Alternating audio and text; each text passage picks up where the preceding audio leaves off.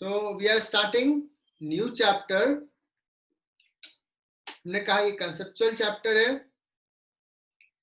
बड़ा नहीं है, छोटा सा ही चैप्टर है, लेकिन इसके कंसेप्ट आगे के चैप्टर्स में सब में आएगा। चाहे वो वर्क पावर एनर्जी आगे पढ़ेंगे, सेंटर ऑफ मास, रोटेशन, ये सारे चैप्टर्स में ये इसका रोल तो रहेगा। मैंने एक सवाल पूछा कि फ्रिक्शन हमारे कॉमन लाइफ में तुम्हें बहुत जगह दिखा होगा, फ्रिक्शन तो जरूरत है, तो क्या ये अच्छी चीज है या ये डिजायरेबल है या नॉट डिजायरेबल है? जैसे अगर because of the friction shoes पहनते हो तो शूज का जो सोल होता है वो घिस जाता है।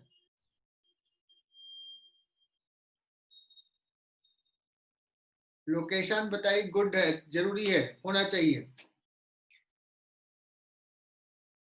दोनों चीजें, फ्रिक्शन सर्टेन केस में डिजायरेबल है, सर्टेन केस में नॉट डिजायरेबल है। वियर एंड टीयर जो होता है, कपड़े घिस जाना, सामान इंस्ट्रूमेंट घिस जाना, है ना। लेकिन अगर फ्रिक्शन नहीं होता तो हम चल नहीं पाते, हमारा daily day to day life जो है वो हो नहीं पाता। कैसे चल पाते? हम जो वॉक कर रहे हैं because of friction, car move कर रही है बिकॉज ऑफ द फ्रिक्शन। वेदांत ने बड़ा अच्छा बताया, नेसेसरी इविल।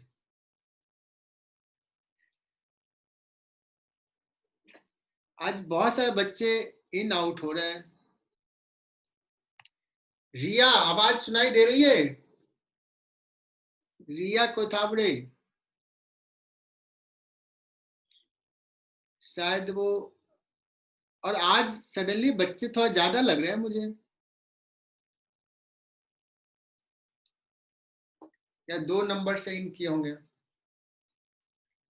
तो बच्चों, फ्रिक्शन जरूर है बिकॉज हम जो वॉक करते हैं, जो कार तुम ड्राइव करते हो, अगर सपोज कार कितने भी पावरफुल हो और स्मूथ सरफेस पे अगर उसको चलना है तो वो नहीं चला पाओगे कार।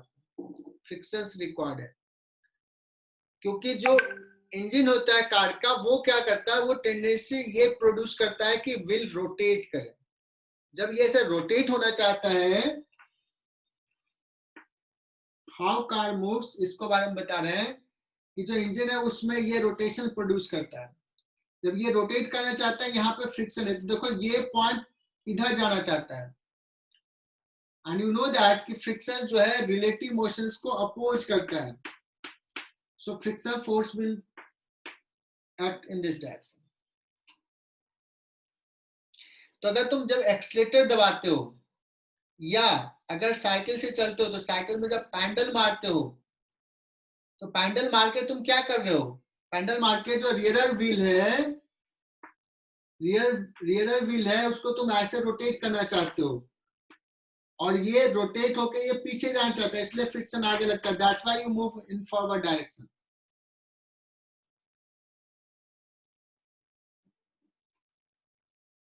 चलो, तो हम सिर्फ ये आइडिया दिए कि कार कैसे मूव करता है, हम लोग कैसे वॉक करते हैं, एंड कार स्टॉप कैसे होता है ये भी पता है। अगर फ्रिक्शन नहीं होता, कार पर ब्रेक लगाते तो कार रुकती क्या?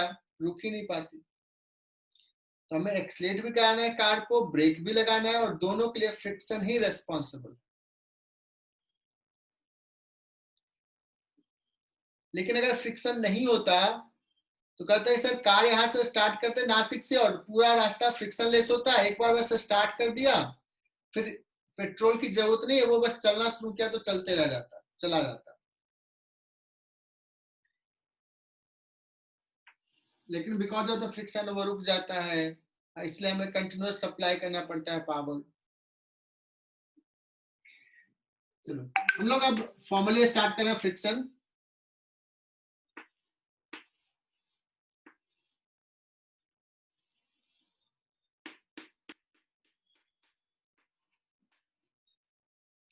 जब भी दो सरफेस बच्चों कांटेक्ट में हो और उसके बीच में रिलेटिव स्लिपिंग हो रहा है, रिलेटिव स्लिपिंग, एक के रेस्पेक्ट में दूसरा मूव कर रहा है, तो उस कांटेक्ट सरफेसेस के बीच में फ्रिक्शन फोर्स लगेगा। कॉन्टैक्ट सरफेसेस के बीच में फ्रिक्शन फोर्स लगेगा, और फ्रिक्शन फोर्स ऐसे लगेगा कि वो रिलेटिव मोशंस को अपोज करेगा। तो यहां लिखो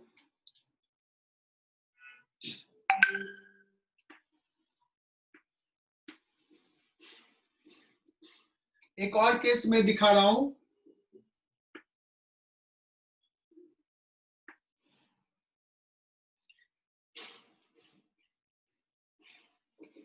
कि अच्छा से डायग्राम नहीं बना कि एक ब्लॉक ऐसे इंक्लाइन सरफेस पर रखा हुआ है, एंड यू फाइंड दैट कि दिस इज एट रेस्ट। ये ब्लॉक रेस्ट में मूव नहीं कर रहा है, इंक्लाइन प्लेन पे है।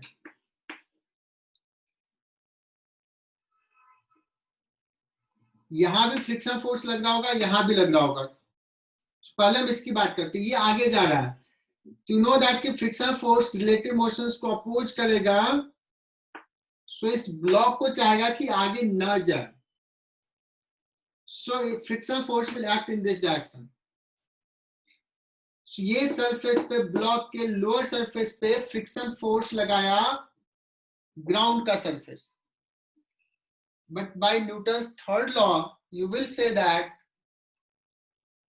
that the block will also apply force on ground और अपोजिट डायरेक्शन लगाएगा न्यूटन्स थर्ड लॉ से।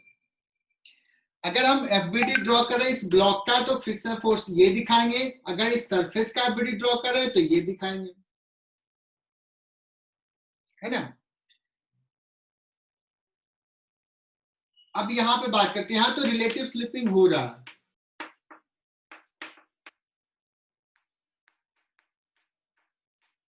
लेकिन यहां पे देखो ब्लॉक रेस्ट में है, रिलेटिव स्लिपिंग नहीं हो रहा है।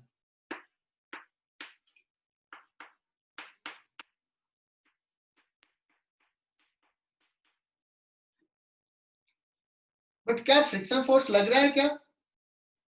न्यूटन्स लॉ में अगर हमने पढ़ाया होगा, ऐसे करवाया था कि अगर ये ब्लॉक को छोड़ दो यहाँ पे और ये स्मूथ सरफेस देते थे, तुमने लोगों ने एफबीडी ड्रॉ किया था कि ये mg नीचे है, mg का दो कंपोनेंट mg cos थीटा और इधर mg sin थीटा। सो mg का ये कंपोनेंट इसको एक्सलेट कराएगा, ये इधर आएगा एक्सलेट करेगा, लेकिन यहां पे ये रेस्ट में है। यहां भी mg का जो कंपोनेंट है down the incline which is mg sin theta, ये चाह तो रहा है इसको स्लिप कराना, लेकिन यहां का फ्रिक्शन फोर्स इस पे इधर लग रहा है, इसको रोक के रखे हुए। मतलब इस ब्लॉक में टेंडेंसी था स्लिप करने का, लेकिन फ्रिक्शन सफिशिएंट है उसको स्लिप नहीं करने दिया, रोक के रखे हुए, रेस्ट में है। There is no relative slipping, but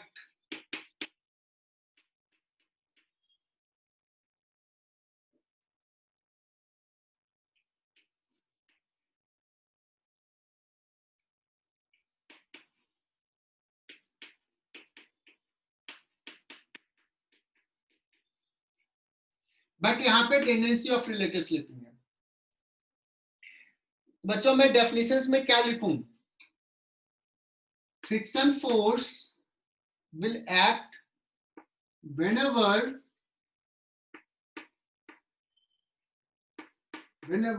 two surfaces are in contact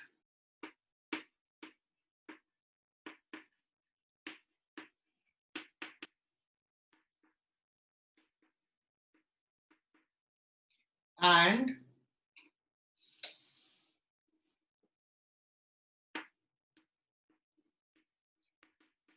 either there is relative slipping or tendency of relative slipping, or there is a tendency of relative slipping then friction force act between the two surfaces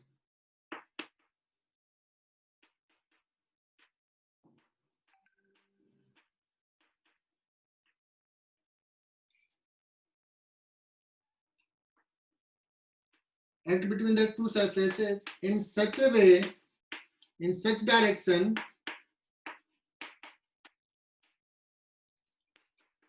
that it opposes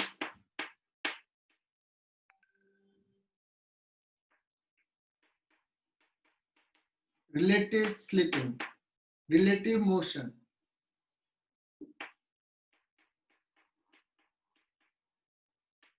तो ये थोड़ा सा ऐसे छोटा सा space में लिख दिया. मैं एक बार बोल देता हूं, शायद समझ में आ गया होगा. Whenever two surfaces are in contact and either there is a relative slipping, or tendency of relative slipping, then friction force will act between the two surfaces and direction will be in such a way that it opposes the relative slipping, it opposes relative motion or tendency of relative slipping. क्या ये statement clear हुआ?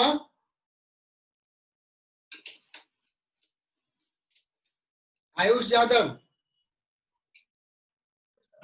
हाँ जी sir. Statement clear हुआ? Friction force कब लगेगा? हाँ sir.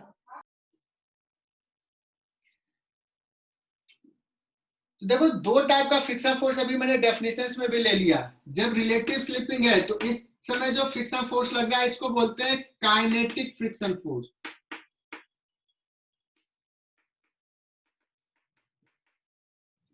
और जब रिलेटिव स्लिपिंग नहीं हो रहा है, सिर्फ टेंडेंसी ऑफ रिलेटिव स्लिपिंग है, इस समय जो फ्रिक्शन फोर्स लग रहा है उसको बोलते हैं स्टैटिक फ्रिक्शन फोर्स.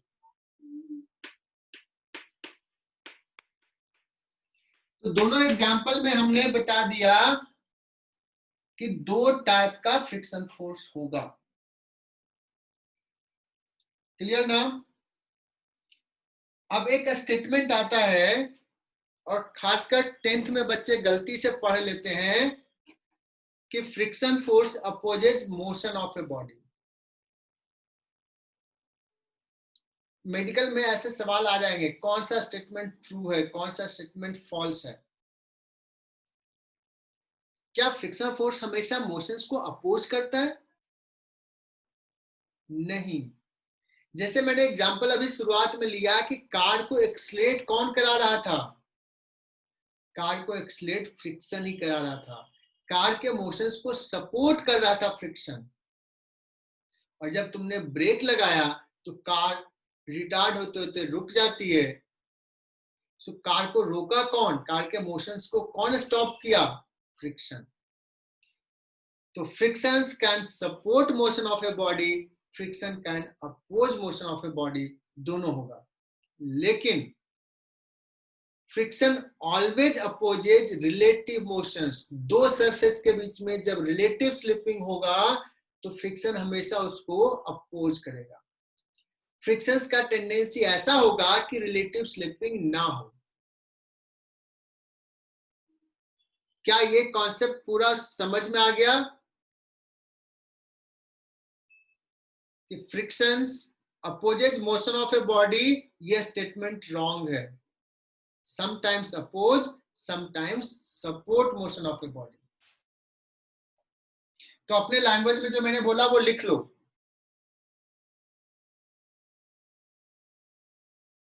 जो मैंने अभी अब जो हम लोग सीखने वाले हैं वो बड़ा इंपॉर्टेंट है. एकदम सारे बच्चे एकदम ध्यान से देखना, बहुत ही ध्यान से. जो भी थ्योरी, पूरा जो heart of the theory of friction है वो अभी 5 मिनट में कंप्लीट कर दूंगा. वही मेन थ्योरी है. ठीक है?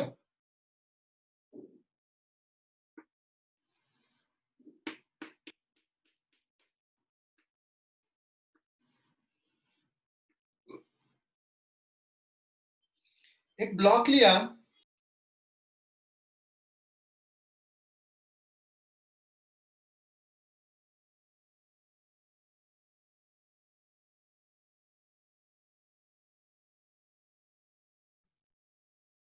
डिस्कनेक्ट हो गया था अभी, कि ब्लॉक रेस्ट में है, इस पे फोर्सेस कौन सा है? So there is a force mg here और एक नॉर्मल फोर्स, ये दोनों तो था। अब मैंने क्या किया, मैंने एक एक्सटर्नल फोर्स लगा दिया कैपिटल और ये स्मॉल फोर्स लगाया।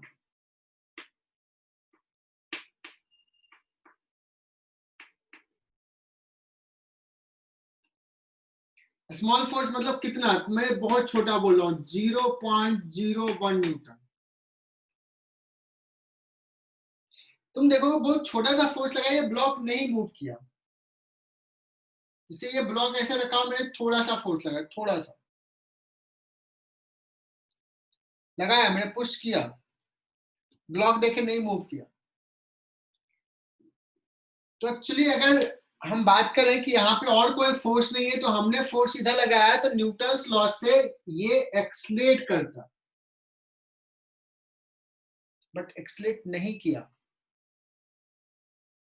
अगर एक्सेलेरेशन जीरो हम देख रहे हैं, मतलब हम कहेंगे नेट फोर्स जीरो है, दैट मीन्स हमारे फोर्स के अलावा भी कोई और फोर्स लग रहा है इस डायरेक्शन में, इस फोर्स के अपोजिट डायरेक्शन में, to make it zero net force.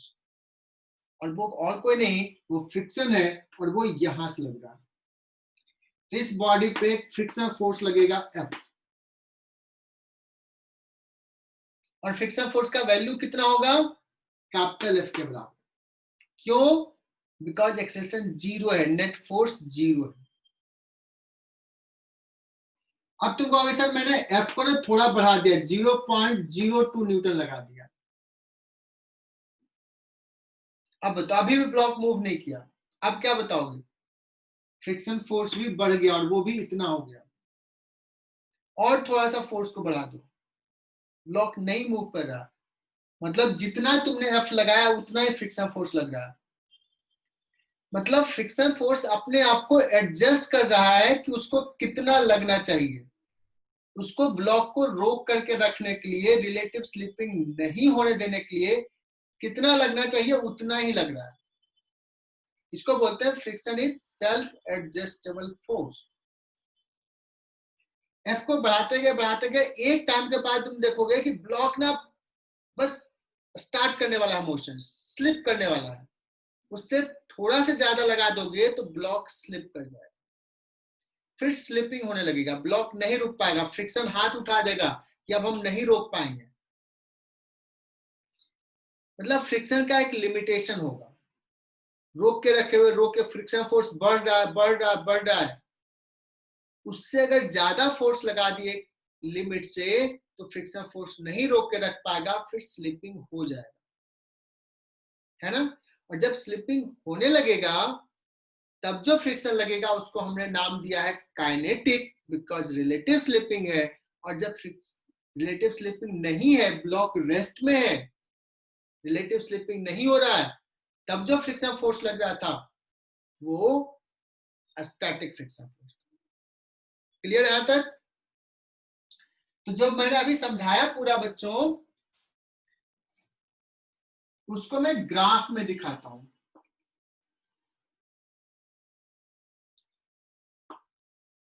Applied force को, कैपिटल F को बढ़ा रहे हैं, अप्लाइड फोर्स को एक्स एक्सिस पे रखा और फ्रिक्शन फोर्स को वाई एक्सिस पे। मैंने कहा कि F 0.01 लगा तो फ्रिक्शन भी कहोगे 0.01, मतलब small f is equal to capital F था।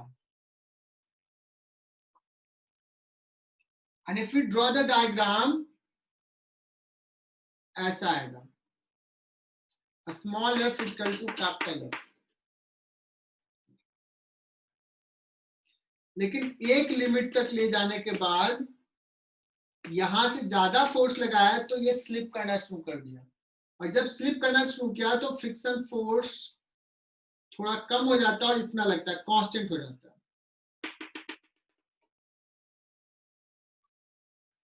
इस फोर्स के बाद जब रिलेटिव स्लिपिंग स्टार्ट हो गया है तो फ्रिक्शन फोर्स ये है, इस फ्रिक्शन फोर्स को बोलते हैं एफ के फॉर काइनेटिक।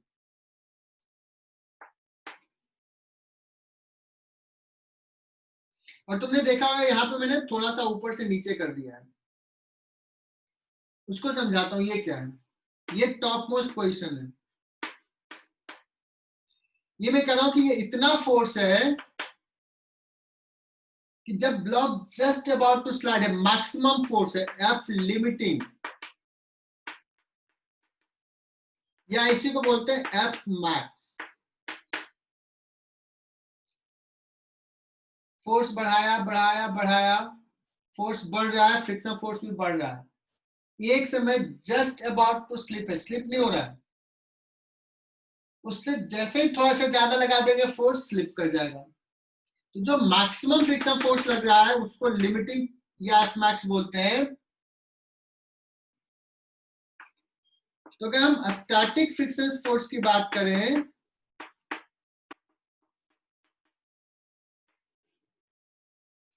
तो स्टैटिक फ्रिक्शन फोर्स कितना लग सकता है बच्चों?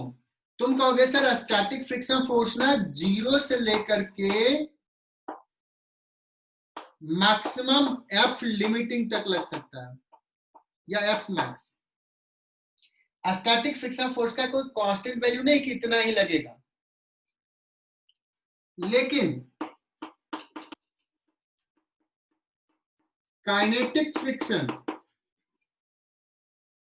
मैं दिखा रहा हूं, फोर्स कितना भी लगाया, whatever the velocity, kinetic friction यहां दिखा रहा हूं एफ के होगा,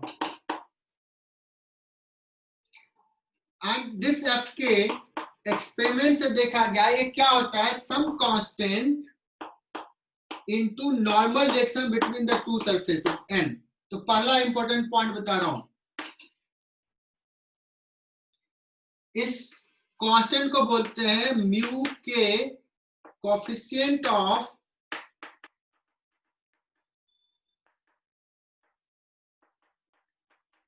काइनेटिक फ्रिक्शन। ये सब्सक्रिप्ट में दिया है काइनेटिक के लिए, तो एकदम ध्यान से समझना, एकदम अच्छे से समझना। अगर रिलेटिव स्लिपिंग है तो काइनेटिक फ्रिक्शन फोर्स लगेगा, और कितना लगेगा, म्यू के इंटू एन।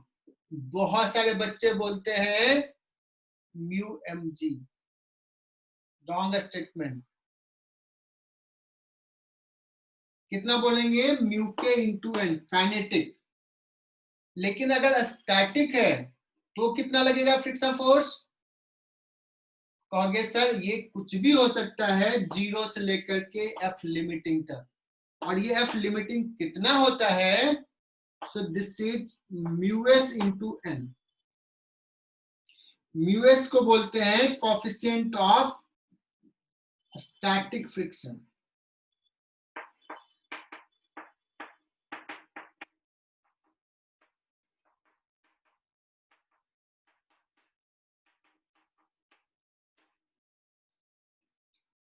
बताओ इतना समझ में आया क्या?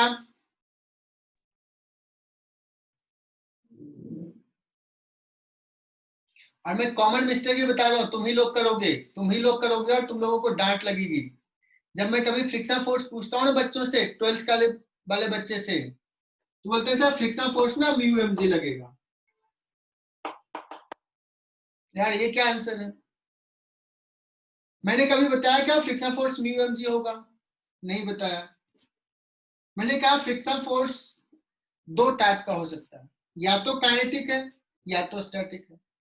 अगर काइनेटिक है मतलब रिलेटिव स्लिपिंग हो रहा है तो आसान है, तब बोलेंगे mu k into N. Although most of the cases में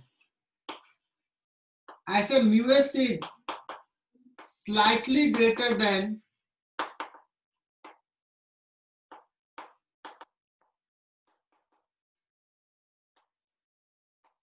mu s is slightly greater than mu k. Practically ऐसा देखा गया, इसलिए देखो यहाँ पे डायग्राम में ये हो गया म्यू एस इंटू एन, ये हो गया म्यू के इंटू एन, थोड़ा सा डिफरेंस रखा है। But most of the questions में mostly mu s is equal to mu k is equal to mu दिया रहेगा, मतलब स्टैटिक और काइनेटिक लगभग सेम ही दे दिया, सिंपली कर दिया coefficient of friction is mu. In that case kinetic friction force कहोगे म्यू इंटू एन और स्टैटिक फ्रिक्शन फोर्स कहोगे जीरो से लेकर के म्यू एन के बीच में कुछ भी हो सकता है। मैं बहुत फोकस कर रहा हूं, तुम्हारे दिमाग में ये डाल रहा हूं कि अगर काइनेटिक फ्रिक्शन है तो खुश हो जाओ, पता है मुझे, लेकिन अगर स्टैटिक फ्रिक्शन है तो डेंजरस है, तुम्हें थोड़ा मुश्किल होगा सॉल्व करना, क्योंकि स्टैटिक क्या होगा ये तो डिपेंड करेगा एक्सटर्नल फैक्टर पे, ये कुछ भी हो सकता है। तो अगर आज से कोई पूछे, कोई टीचर पूछे, कहीं जरूरत हो लिखने का फ्रिक्शन क्या होगा, और कॉन्शियस हो जाओ, म्यू एम जी नहीं बोलना है।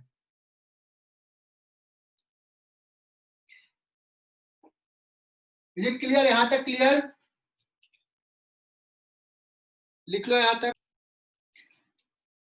अगर मैं किसी से पूछूं कि how much this angle is, कोई सोच के बता सकता है कि हाँ सर ये तो 45 ही है?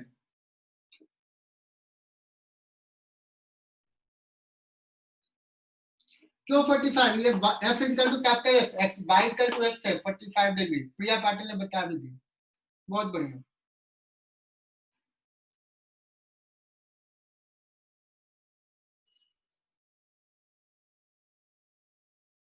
ठीक है, अब मैं इसको मिटा रहा हूं, यही थ्योरी है, यही मेन चीज है, इस पे एकदम फोकस करना है। जब भी होगा तो मैं इसका बताऊंगा कि हमने ये समझाया था। बच्चों इस रीजन में जो फ्रिक्शन फोर्स लग रहा है स्टैटिक, इस रीजन में जो लग रहा है वो काइनेटिक। और अगर कुछ वेलोसिटी दे दिया है तो स्लिपिंग हो रहा है तो काइनेटिक ही लगेगा।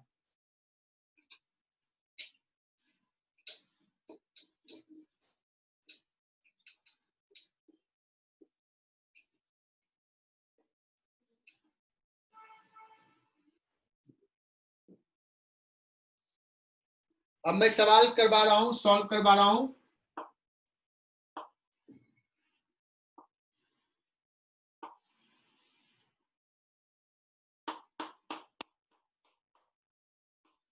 म्यू इज इक्वल टू दे दिया, let's 0.6, m is equal to दे दिया 5 kg, और एक एक्सटर्नल एजेंट ने इस पे फोर्स लगा दिया F is equal to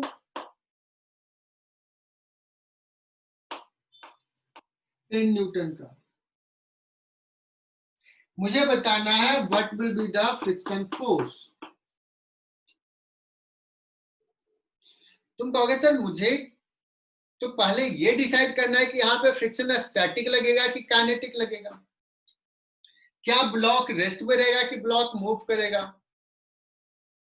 yes, we have to decide.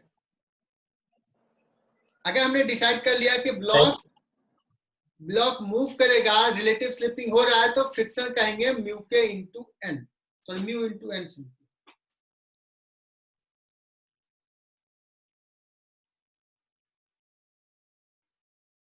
है ना। तो एक काम करते हैं, मैं सबसे पहले ना यहाँ पे ना एफ लिमिटिंग निकाल लेता हूँ, एफ मैक्सिमम।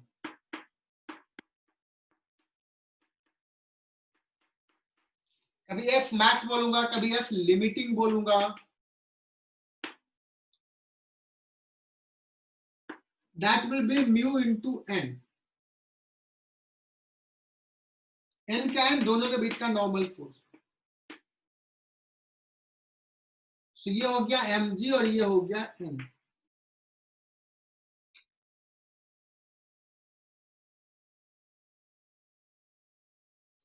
मुझे पता है वर्टिकल डायरेक्शन से N is equal to M G, और जी का वैल्यू 10 ले लो, 5 इंटू 10 50। एफ लिमिटिंग हो जाएगा 0.6 इंटू 50 30 न्यूटन।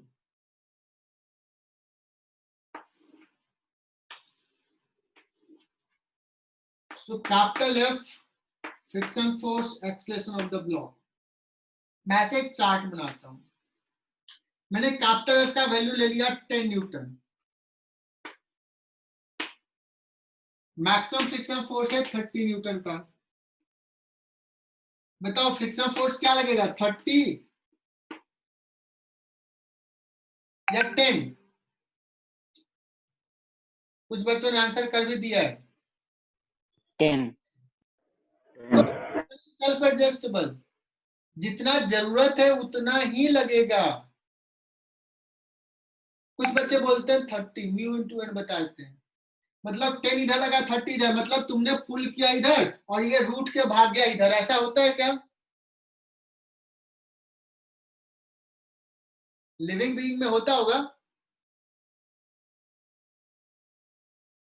तुमने इधर लगाया फोर्स और अगर ये 30 लगता इधर तो ये तो एक्सेट इधर कर जाता। तो वैभव ने बाकी बच्चों ने कहा सर एफ लगेगा 10 और ब्लॉक क्या रहेगा रेस्ट में, ब्लॉक का एक्सेशन रहेगा 0। अगर मैं कह दिया कि एफ का वैल्यू हो गया 25 न्यूटन,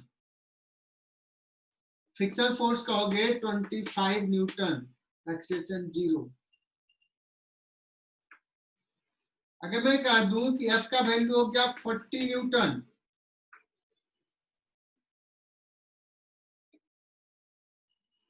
फ्रिक्शन फोर्स, सिद्धि पाटिल की तरफ से आंसर आना चाहिए, कितना होगा फ्रिक्शन फोर्स?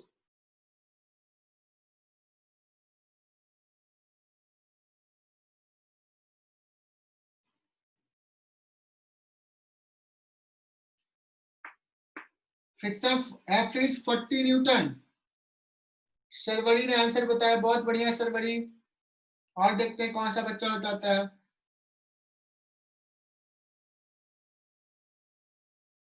विराज ने बताया, बहुत लेट का तो टाइप करने में।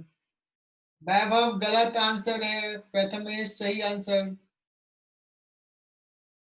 अब देखो एफ लिमिटिंग हम यहाँ पे देख रहे हैं 30, हमने लगा दिया 40 न्यूटन का, तो फ्रिक्शन अब रोक नहीं पाएगा। रुद्राक्ष ने भी सही बताया, friction force will be 30 Newton.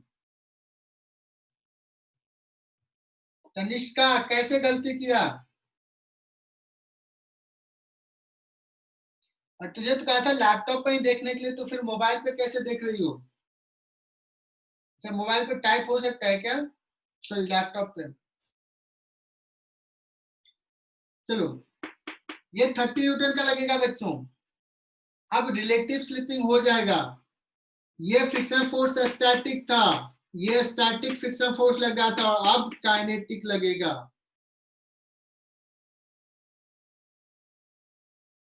ये काइनेटिक लगेगा, और अगर काइनेटिक लगा तो ये हो जाएगा 30 न्यूटन और ये हो गया 40, इस पे नेट फोर्स हो जाएगा 10, सो एक्सेलेरेशन हो जाएगा 2।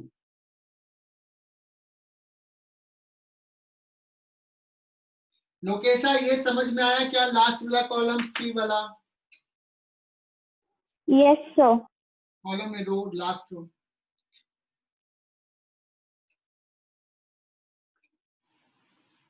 अगर मैं पूछ दूं कि अगर फोर्स हमने कैपिटल एफ लगा दिया 50 न्यूटन, तो ये हो जाएगा 30 न्यूटन ही, और एक्सेलेरेशन हो जाएगा 50 माइनस 30 डिवाइडेड बाय मास,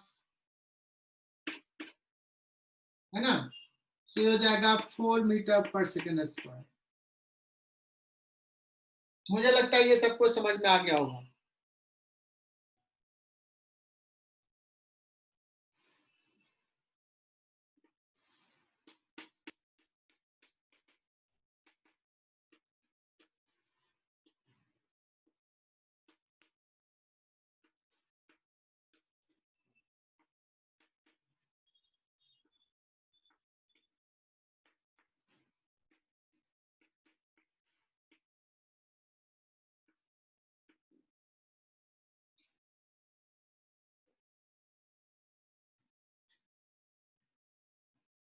अच्छा एक छोटा सा सवाल ले रहा हूं कि एक ब्लॉक है, उसको हमने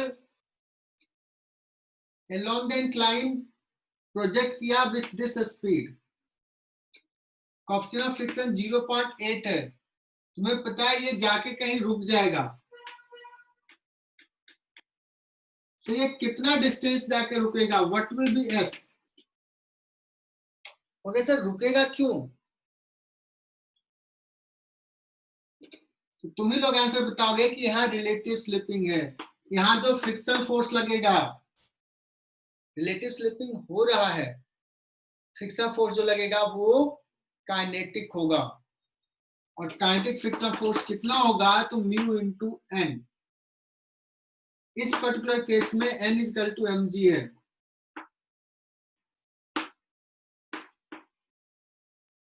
तो इसका एक्सेलेरेशन हो जाएगा force divide by mass.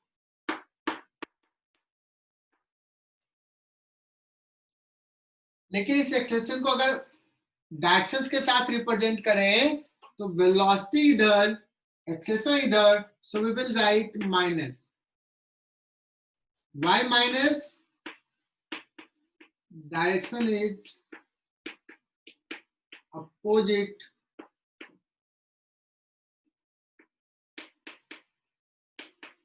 to velocity. That means body will decelerate.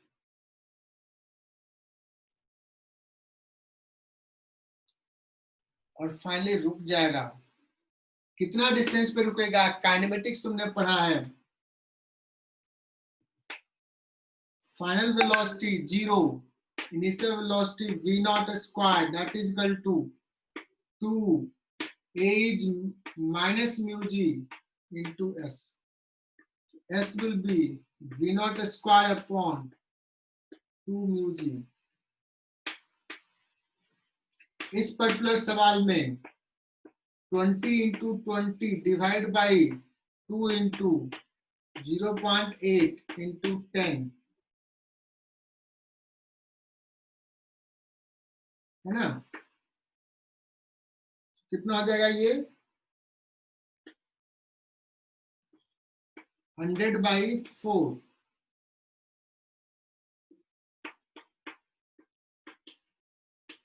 सही लिखा।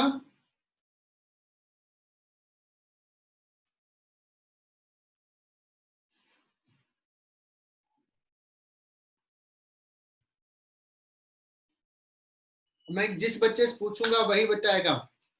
अभी हमने फोर्स जो लगा दिया वो एंगल पे लगा दिया F20 न्यूटन का, म्यू इक्वल टू दे दिया है, मास 5 kg है। मैं पूछूं what is the friction force, और उससे पहले ये डिसाइड करना है कि ब्लॉक मूव कर रहा है कि नहीं, फ्रिक्शन स्टैटिक है या फ्रिक्शन काइनेटिक है। तो तुम्हारे पास 1 मिनट का टाइम है, जल्दी से सॉल्व करो। तो बच्चों इसमें ये पूछना था मुझे कि फ्रिक्शन फोर्स कौन सा लग रहा है, स्टैटिक या काइनेटिक।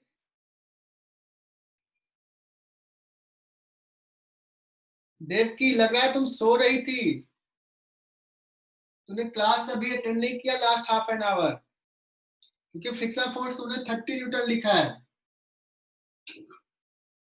तो ऐसे केस में सबसे पहले क्या करते हैं, एफ मैक्सिमम निकालते हैं।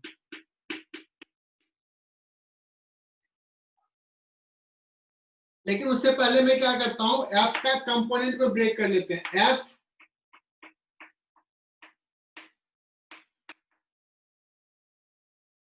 और इधर इसका हो जाएगा component F sine 37, F cos 37 हो जाएगा 20 into 4/5, that is equal to 60 Newton.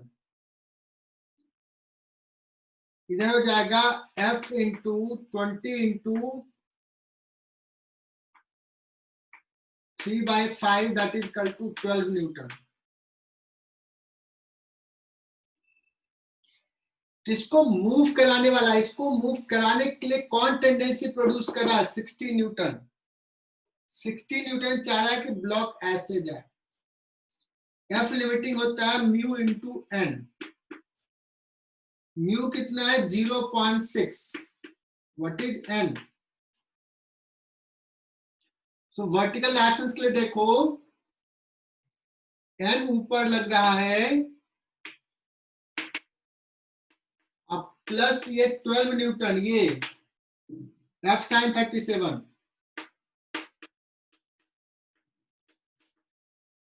और mg का फोर्स नीचे है,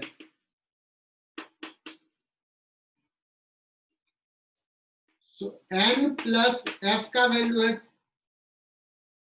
12 f sin 37 का, this is equal to 5g 50, so n will be 38. 0.6 into 38, that is equal to 8, और ये हो जाएगा 22.8.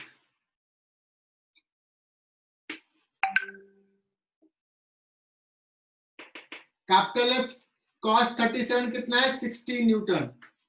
मैक्सिमम लग सकता है 22.8. सारे बच्चे बता सकते हो कि फ्रिक्शन विल बी 60 न्यूटन. कौन सा लगेगा, स्टैटिक.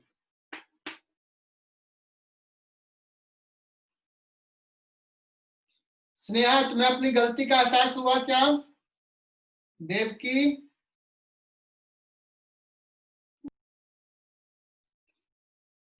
हमने कैपिटल एफ को 30 न्यूटन कर दिया और पूछ लिया, and this is common mistake, कि फ्रिक्शन फोर्स का ये वैल्यू आ जाएगा, सॉरी एक्सटर्नल फोर्स का ये वैल्यू आ गया 24, तो बच्चे बोलते हैं फ्रिक्शन लगेगा 24. पहले चेक करते हैं फ्रिक्शन स्टैटिक लगेगा या काइनेटिक, ब्लॉक स्लिप करेगा कि नहीं. एफ मैक्सिमम म्यू 0.6, एन का वैल्यू मैं डायरेक्टली लिख रहा हूं, ये हो जाएगा 18. ऊपर हो जाएगा 18, n plus 18, that is equal to 50, so n comes out as कितना हो जाएगा 32,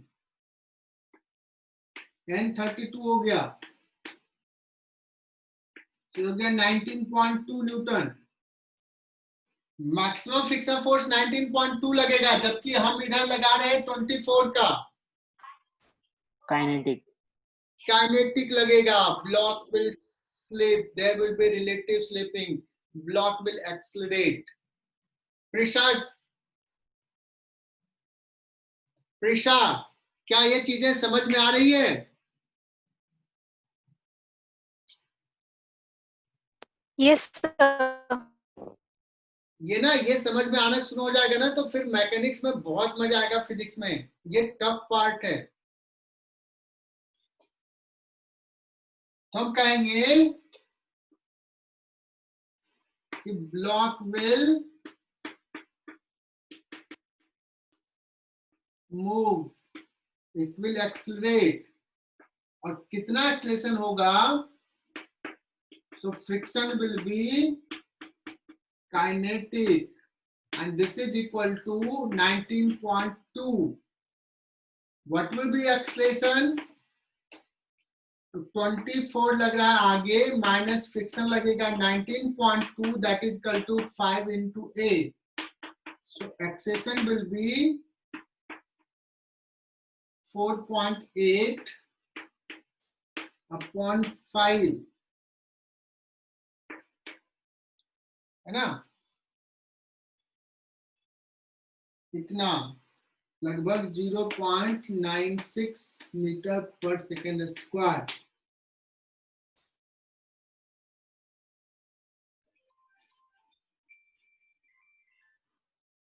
चलो इसको सॉल्व कर सकते हैं क्या?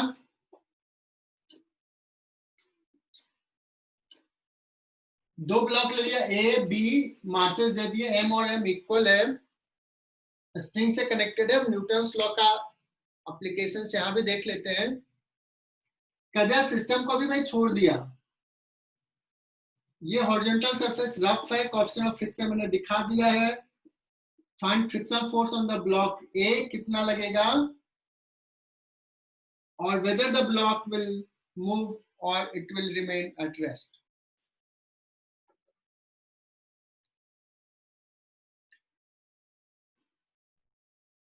तो ऐसे सवाल को कैसे सॉल्व करें, मुझे ये डिसाइड करना है ब्लॉक मूव करेगा कि नहीं. मैं मान लेता हूं कि ब्लॉक्स मूव नहीं कर रहा है,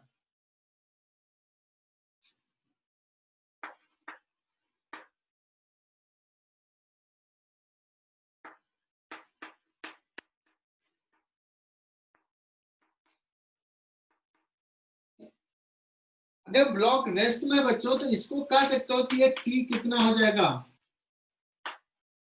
mg।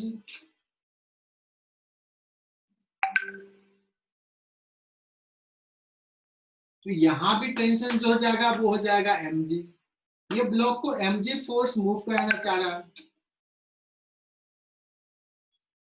तो इस केस में F मैक्सिमम निकाल लेते हैं।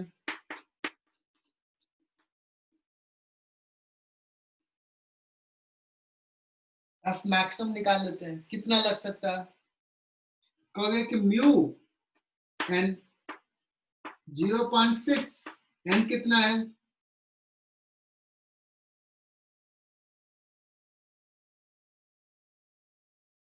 एन है mg, that is equal to 0.6 mg।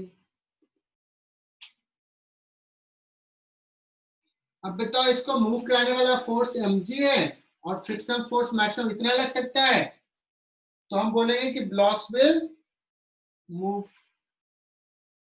ये कम है, इससे रोक के नहीं रख पाएगा, तो blocks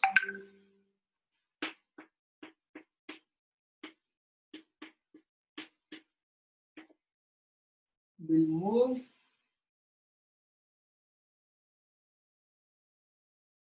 friction will be kinetic,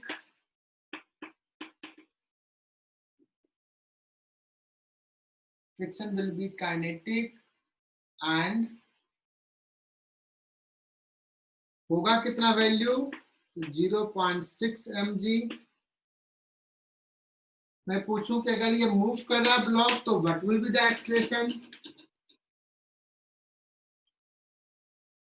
तो अब t इक्वल टू mg नहीं लेंगे, मुझे नहीं पता है कि t, ये तो हम तब माने थे जब ये रेस्ट में था, बट अगर एक्सेलरेट कर रहा है तो मान लेंगे कि लेट्स एक्सेलरेशन इज a, इसका भी acceleration a। If you draw FBD of b block, mg नीचे t ऊपर, acceleration is a, so you will write mg नीचे t ऊपर, net force downward that is this, that is equal to m into a। और इस block के लिए देखोगे तो t इधर लग रहा है, फ्रिक्शन फोर्स इधर लग रहा है F, mg नीचे n ऊपर, इसको लिखेंगे t minus friction force that is equal to, इसका भी m into a, ऐड कर दोगे t चला जाएगा, mg माइनस f, f का वैल्यू है 0.6 mg, that is equal to 2 ma। So A comes out as 0.4 G. So 0.4 mg divided by 2m, 0.2 G।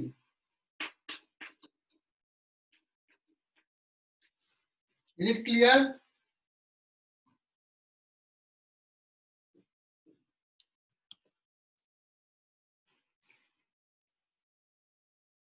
क्या इस सवाल में किसी को दिक्कत? वैभव ने कहा नहीं है, मिटा दूं क्या इसको?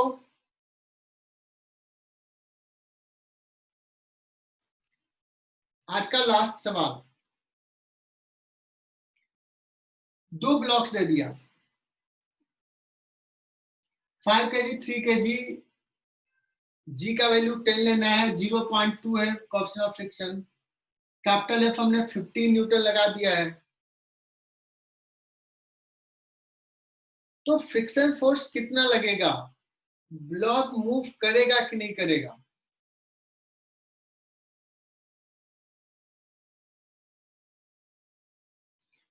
है ना? सर पूरे इसको एक सिस्टम लेना है क्या, दोनों ब्लॉक्स को? नहीं, ये दिया हुआ सिस्टम, मतलब ऐसा है सिस्टम, यही है, इस पे रखा हुआ, इसका फ्रिक्शन ऑल्दो दिया नहीं है, यहाँ पे कोएफिशिएंट ऑफ फ्रिक्शन 0.2 है। अब क्या करना है, सिस्टम लेके सॉल्व करें, कैसे करें वो तुम्हें बताना है।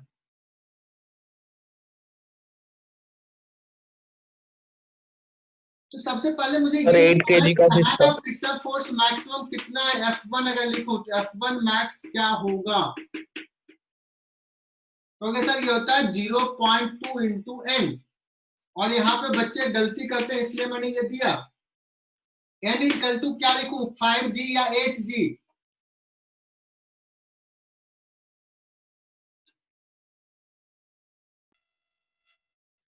जी 8। रुद्राक्ष ने बताया 8G, बहुत ही बढ़िया, क्या बात है, सारे बच्चे इंटेलिजेंट हो गए, 8G, एक्सेलेंट। कुछ बच्चे यहाँ पे 5G लिखते हैं, गलत, यहाँ पे 8G। So maximum friction force कितना हो गया, 16 न्यूटन, जबकि हम F कितना लगा रहे हैं, 50 Newton. So friction force will be 50 Newton, 15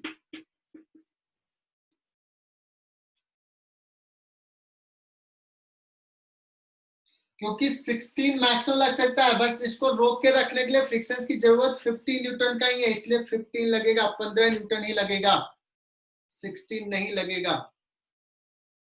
लेकिन अगर ये 15 से ज्यादा होता, 18, 16 से ज्यादा होता, 18, 20 होता, तो ये स्लाइड करता और एक्सलेट करता। ठीक है, तुम्हारे बुकलेट्स में कुछ सवाल होंगे बच्चों, वैसा हमने कॉन्सेप्ट डिस्कस नहीं किया, कुछ सवाल ऐसा शायद होगा। ये ब्लॉक ए है, ये ब्लॉक बी है, और इसका वेलोसिटी है सपोज 6 मीटर पर सेकेंड, और इसका वेलोसिटी है 4 मीटर पर सेकेंड।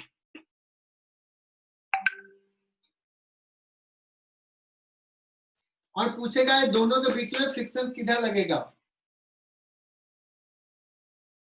तो मैंने कहा फ्रिक्शन का अगर डायरेक्शन देखना है तो रिलेटिव स्लिपिंग देखो, फ्रिक्शन रिलेटिव मोशंस को अपोज करता है। तो अगर मैं यहाँ पे बैठ के देखूं, यहाँ पे बैठ जाऊं, ये 4 से जा रहा है, ये 6 से, इसको क्या दिखेगा कि 2 से ये आगे जा रहा है, 2 मीटर पर सेकेंड। तो ये कहेगा कि यार इसको आगे नहीं जाने दें, तो इस पे फ्रिक्शन फोर्स किधर लगेगा, बी ब्लॉक पे इधर लगेगा। इसमें बैठ के देखा कि ये आगे जा रहा है इसके रिस्पेक्ट में, तो फ्रिक्शन चाहेगा आगे ना जाए, तो न्यूटन थर्ड लॉ से इस पे फ्रिक्शन इधर लगेगा।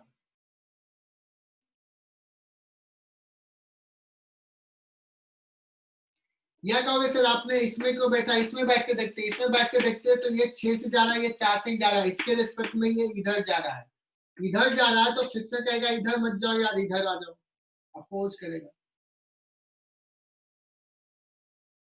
है ना। तो ऐसे सवाल तुम्हें बुकलेट्स में होंगे, यू कैन सॉल्व दिस। तो आज मैं होमवर्क तुम्हें देता हूँ, मैसेज करता हूँ ग्रुप पे।